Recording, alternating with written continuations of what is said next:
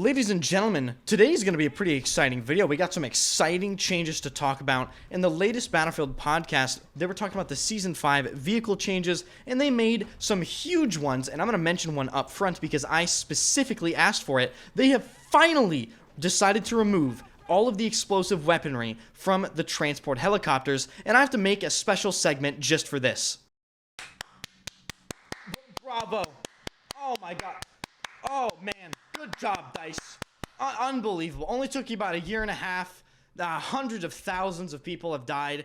More told you to remove it earlier. Great job. I'm a slow learner too. I can understand. Truly, I'm just so impressed. Good fucking job, DICE. Wow. Be sure to smash the like button for DICE finally figuring out that they need to remove the explosive cannons from the transport helicopters. All jokes aside, though, it's a fantastic change. It's just long overdue, and I think a pretty obvious one, and I just kind of got fed up with the amount of time that it took them to actually take this action. But there's a lot more to talk about in this video regarding the changes DICE are looking to make in Battlefield 2042 Season 5, specifically to vehicles. So if you enjoy the content, hit the subscribe button and turn notifications on. Notification gang in the comments section. Let me know who you are. And let's just jump right into this gigantic list of changes. In Battlefield 2042 Season 5, they are looking at apparently reworking vehicle loadouts and how they work. They're removing some weapons and adding some weapons to vehicles. And in a stunning turn of events, DICE has finally realized that maybe we shouldn't give every vehicle in the game an explosive cannon of some sort, and they actually stated in the podcast that they're planning on removing a lot of the explosive cannons from vehicles that were complained about quite a bit. Some of these specific changes are the Recon Jeep, the LATV-4, will actually no longer have any explosive cannons available to it, which means that they actually listen to me. They technically listen to me, guys. Basically, Season 5, all these vehicle changes are all my doing, so you can thank me in the comments section. They removed the 30mm cannon, the 50mm cannon, and the 40mm cannon, which is stunningly exactly what I asked for. That's exactly what I told them to do. They actually did something that makes sense. Thank you so much, DICE, for doing that. But then, directly after them making a great decision, they kind of like fucked it up a little bit, and they said the LATV-4 will have an AA cannon. I'm like, what? I genuinely don't know how I feel about this because it's just a Jeep. You know, what's wrong with just making it a Jeep and giving it a light machine gun or a minigun and calling it a day?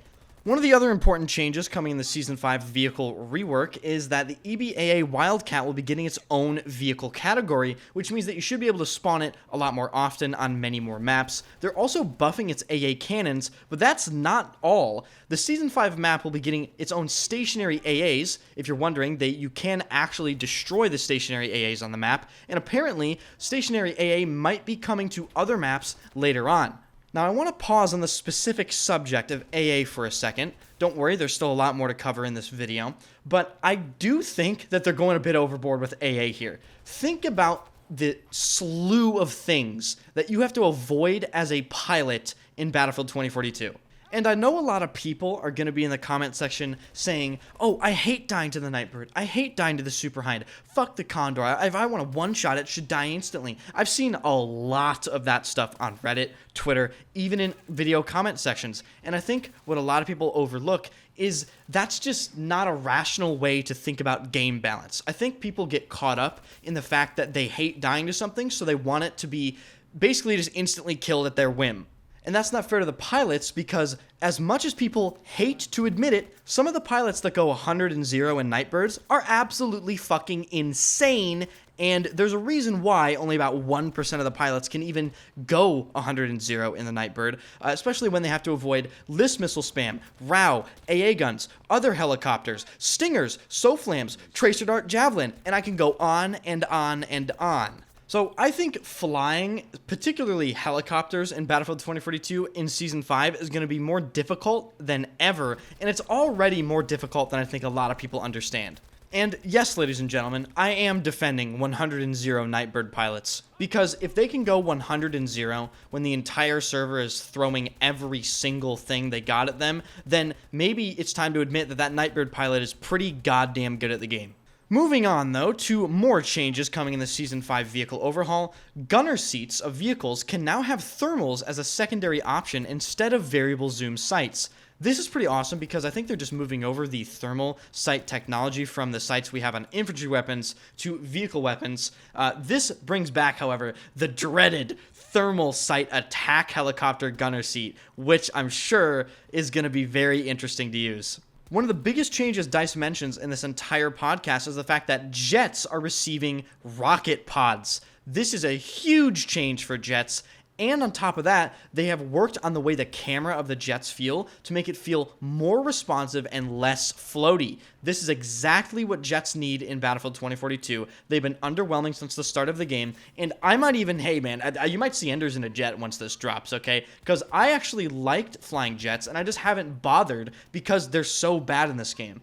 The very last thing DICE mentions in this podcast is an extended look at the M5C Bolt, but I have to remind people, if you're enjoying the content, hit the like button and of course subscribe to the channel. I stream every single day at twitch.tv/Enders, first link in the description. So what did DICE go ahead and do to the old M5C Bolt? Well, it gains an incendiary launcher but loses its incendiary mines, which I don't think were very effective anyway. It also loses its access to 30mm cannons, but gains access to the 50mm cannon and the detection pulse gadget. Now, I really dislike that they're giving the Bolt the 50mm cannon for one very good reason. People are going to park the Bolt on the side of a hill backwards to where you can't shoot them out of it and just sit there with the 50mm cannon for the entirety of the fucking game, and I just cannot stand that cheesy playstyle. And of course, like I just said, you can't shoot them out of the Bolt if they're parked backwards, which is exactly what they're going to do, so you have to run all the way over to where they are and manage to somehow shoot them out of the gunner seat, which is just not going to be very fun to deal with. And that's not all, because the Bolt's driver will no longer be able to be shot out of the Bolt whatsoever. And their reasoning for this makes zero sense at all. They say that they're making this change so that, quote, the Bolt feels like a viable option and less obnoxious for soldier players. How is this going to make it less obnoxious for soldier players? If anything, it's going to make it more obnoxious, and they go on to say that it just doesn't feel like a heavy vehicle. That is leading to the currently pretty low selection rate. And again, they mention selection rate, which is just further evidence that they don't make any decisions based off of what they actually think of the game themselves, off of like experience, but they look at this data sheet that shows them, oh, this vehicle is being used 1% less, looks like it needs a buff. So that is going to wrap up what DICE told us in the episode 12 podcast. Lots of very interesting changes coming in Season 5, to be sure. Some of them great and long overdue, others questionable at best, but what's a DICE patch without some questionable changes?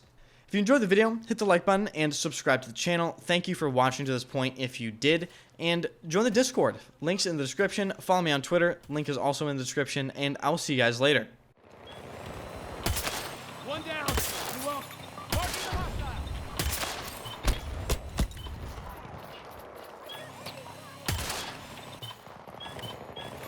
Hostile located!